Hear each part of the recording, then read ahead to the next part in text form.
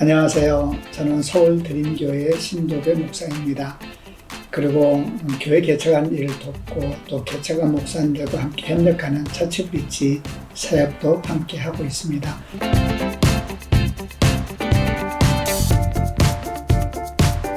오늘은 교회 개척에 대한 얘기를 좀 같이 나눠보려고 합니다.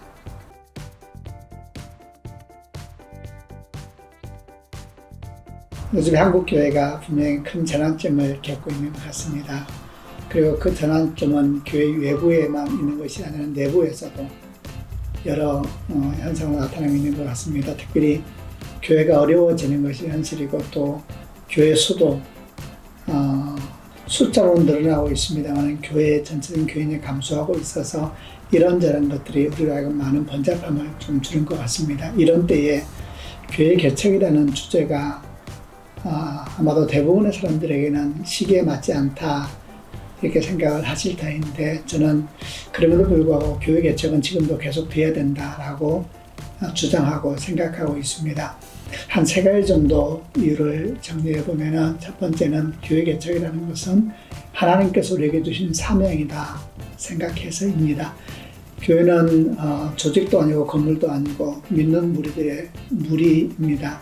그러니 복음이 전해지는 곳마다 사람들이 모이게 되는 것이고 그렇다면 복음이 전해지는 곳마다 교회는 세워져야 되는 것이 아니겠느냐라는 게 첫 번째 이유이고 두 번째 또 교회 개척이 계속되어야 되는 이유는 기성교회와 새롭게 개척되는 교회 역할이 다르기 때문입니다. 이는 마치 어른들의 역할이 다르고 또 청년 역할이 다르고 어린아이들의 역할이 다른 것과 유사하다 생각을 합니다. 기성교회가 마땅히 해주셔야 될 여러 가지 일들이 있고 또 대형교회도 마찬가지 그 역할이 있는 것 같습니다. 그러나 개척교회만이 할 수 있는 역할도 있다고 생각해서 그를 위해서 계속 교회는 개척되어야 된다 생각을 합니다. 세 번째는 이제 우리 많은 분들이 말씀하시는 것처럼 장차 교회는 어떻게 변화될까 이야기할 때 아주 오래전부터 얘기해 왔습니다만 아주 구체화되고 있다고 생각합니다. 대형교회 규모의 경쟁이 이제 끝나지 않았는가. 건강한 작은 교회가 많이 세워져야 되고 그 건강한 작은 교회를 통해서 복음이 전해져야 된다면 건강한 작은 교회가 많이 세워지기 위해서는 계속 교회가 개척돼야 되고 그 중에서 건강한 교회들이 자리 잡을 수 있지 않을까 이런 이유로 교회는 계속 개척돼야 된다라고 생각하고 있습니다.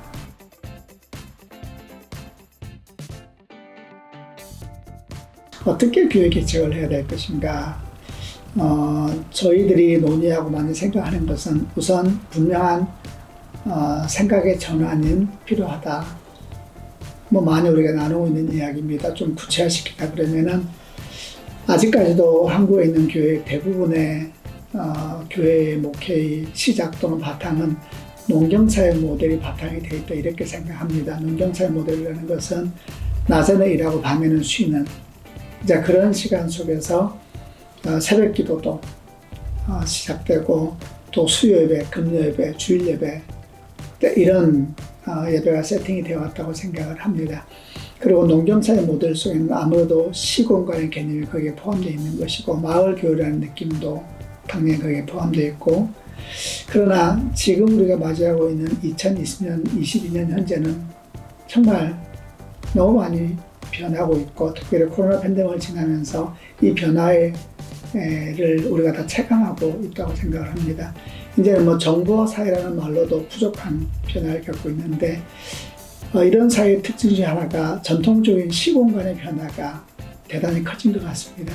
예를 들어서 과거에는 교회 개척한다 그러면 이제 개척자금 얘기 많이 했습니다. 개척자금 하면 가장 큰 게 건물 구하는 거였죠. 건물을 구할 때 어떤 건물을 어디에 지을 것인가 아주 그게 참 어려운 숙제였습니다. 소위 말하면 좋은 목, 사람들이 잘 보이고 접근하기 쉬운 좋은 목 그런데 교회를 세우면 이제 교회가 잘 시작됐다고 생각할 수도 있지 않았나 싶은데 그러나 지금은 정말 다 변했다고 생각합니다. 우선 너무 비싸졌습니다. 전월세가 감당할 수 없는 정도로 비싸졌기 때문에 건강한 작은 교회의 방향성을 가지고 높은 경비 구조를 갖는다는 것은 양립할 수가 없다고 생각합니다. 그래서 전통적인 공간 개념, 시간 개념을 빨리 초월해서 새로운 공간을 찾고 만들어 가야 된다 생각합니다. 예를 들어 우리가 많이 나누는 것 중에 하나가 꼭 주일 교육 공간을 24시간 빌릴 필요가 있겠는가, 오히려 주일 몇 시간만 공간을 빌려서 예배를 드리면 되지 않을까. 사실 뭐 그런 시도는 이미 많이 있고 또 그렇게 하고 있는 교회도 많습니다. 근데 이런 접근 자체를 코로나나 또는 교회가 어려워졌기 때문에 일시적인 대안으로 제시하는 것이 아니라 근본적인 목회적 대안이 돼야 되지 않을까. 앞으로 건강한 작은 교회가 더 많이 세워지기 위해서 주일날 예를 들면 한 2시간, 3시간이면 주일 예배와 관련된 프로그램은 다 진행할 수 있거든요. 그리고 그 외에 목회 활동은 필요하다면 그 공간을 임대해서 시간 단위로 임대했을 수도 있고, 아니면 임대하지 않더라도 또 공간을 찾으면 많이 공간을 찾을 수 있으니까 이렇게 공간에 대한 생각을 좀 변화시키고, 이렇게 공간적인 상황의 변화들, 또 시간의 변화라는 것도 최근에 젊은이들의 시간이라는 것이 이제 코로나 때문만은 아니거든요. 근무 시간이 굉장히 자유화됐습니다. 아이들 방학도 지금 학교마다 다 똑같이 가는 상황이거든요. 이런 시간의 변화, 공간의 변화, 이런 것들이 우리를 하여금 교회를 이루는데 역시 우리 또한 그런 변화가 필요하다고 보기 때문에 그런 사회적인 변화, 문화적인 변화에 맞춰서 공간도 찾고 활용도 하고 재정도 운영하고 이런 변화가 돼야 된다. 좀 더 성도들의 삶의 틀을 가까이 가기 위해서는 조금 다른 변화가 필요하고, 특별히 코로나 팬데믹을 지나면서 이 부분이 잘 열려서 어쨌든 이런 다양한 접근이 필요하다 보고 있습니다. 조금 더 덧붙이면은 전통적으로 우리가 교회 개척하면 교회 개척 자금 얘기 많이 했는데 이것도 생각해 봐야 됩니다. 2, 3년 정도 고생하고 나면은 전도 열심히 해서 성도들이 좀 모아지게 되면 그들이 이제 헌신을 시작하면 한 3년 정도 지나면 그들의 헌신이 모아지면서 교회가 그 다음 단계로 가지 않겠는가, 이런 계획이 보통 많이 있었습니다. 그러나 다 동의하시다시피 이런 계획은, 이런 흐름은 다 무너졌습니다. 또 이렇게 전형적으로 우리가 가지고 있었던 건물 또는 환경, 공간, 이제 이런 개념으로 접근하는 교회 개척은 최소한 도시에서는 대단히 위험한 선택이다. 그래서 그렇게 위험하게 시작할 것이 아니라 정말 다르게 시작해야 된다. 어떻게 시작할까? 저희들이 자주 얘기하는 것은 고정비용이 들면 안 된다. 고정비용이 들면은 또 교회가 한 30명, 40명 모인다 하더라도 고정비용이 커지게 되면은 건강한 작은 교회로서의 지속성은 쉽지 않다. 고정비용을 개척 초기에는 거의 없게 만들어야 되고, 또 개척하고 난 뒤에 참 주의 은혜로 한 30명, 40명 단위의 교회가 됐을 때도 고정비용은 최소화시켜야 된다. 네, 이런 것이 저희가 주장하는 것이고, 그를 위하여 공간을 어떻게 접근할 것인가, 그를 위하여 사역을 어떻게 접근할 것인가, 네, 이런 이야기를 같이 계속 나누고 있는 것입니다. 예를 들면 그러면은 이렇게 전형적인 교회가 가지고 있었던 또는 걸어왔던 고정비용이 아니라 어떻게 하면 고정비용을 개척 초기에 거의 제로로 만들 수 있을 것인가, 이를 위해서는 저는 기존 교회들이 도움을 줘야 한다고 생각합니다.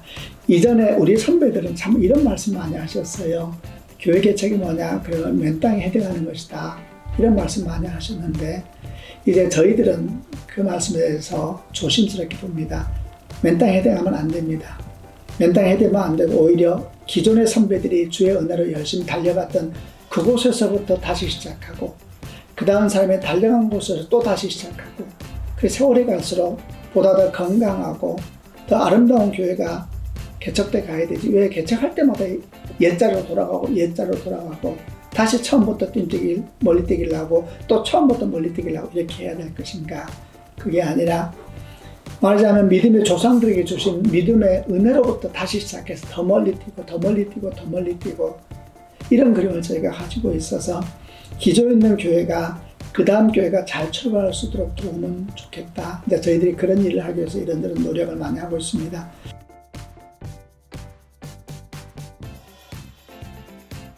터치 브릿지라는 이름으로 한 지가 벌써 한 4년 됐습니다. 돌아보면 이런 것 같습니다. 그러면 그 4년 동안 그렇게 모인 교회가 전형적인 질문이죠. 몇 개나 자립했느냐. 이제 이런 질문을 하실 것 같은데, 자립한 교회도 있지만 대부분은 상황이 크게 변하지 않았습니다. 계속하고 있죠. 여기서 제가 하나 배운 것을 좀 나누고자 합니다. 저는 처음에 이렇게 교회 개척 관련된 일을 시작할 때에 우리 선배들에게 들었던 생각이 많이 저한테 있었습니다. 그게 뭐냐면은 교회 개척은 은사이다. 동의합니다. 그래서 한 2년 내지 3년 하게 되면 다 드러난다. 있을 교회와 표현하자면 없어질 교회가 다 드러난다. 있을 교회라는 건 뭐냐? 한 2, 3년 하게 되면 자립하느냐 안 하느냐 보통 이런 것으로 많이 이렇게 구별이 된다라고 들었었습니다. 그런데 제가 일을 해보니까 아마 상황의 변화 때문에 그런지 몰라도 자립하기는 대단히 어려워졌습니다. 그래서 지금 우리는 대화를 바꾸고 표현을 바꾸고 있습니다. 우리는 교회 자립을 돕는 공동체가 아니라 존립할 가치가 있는 교회를 존립하게 하는 공동체, 이 땅에서 존재할 가치가 있는 교회, 주님 앞에서 있어야 될 교회가 계속 있도록 돕는 공동체를 지향하고 있거든요. 그 교회가 복음적으로 존재할 가치가 있다 그러면 우리는 계속 같이 가야 된다 생각하는 중요한 방향의 변화였죠. 그래서 몇 년 됐느냐? 그건 그렇게 지금 묻지 않습니다. 다만 우리의 서로의 고민은 우리가 함께 이루고 있는 교회가 건강한가? 그런 고민 많이 하고, 또 건강하다는 것은 무슨 뜻일까? 이런 고민 많이 하고, 또 한 6개 정도 교회가 이사교회가 되어서 형 같은 역할을 해요. 다 교회 개척해서 건강하게 살아가고 있는 교회들이고, 그리고 그 밑에 이제 멘티로서 한 20개 교회가, 지금 22개 정도 되나요? 22개 정도의 교회가 함께 팀을 이루면서 걸어가는, 근데 이런 모양을 현재가 저희가 이루면서 여러 시도를 해보고 있습니다.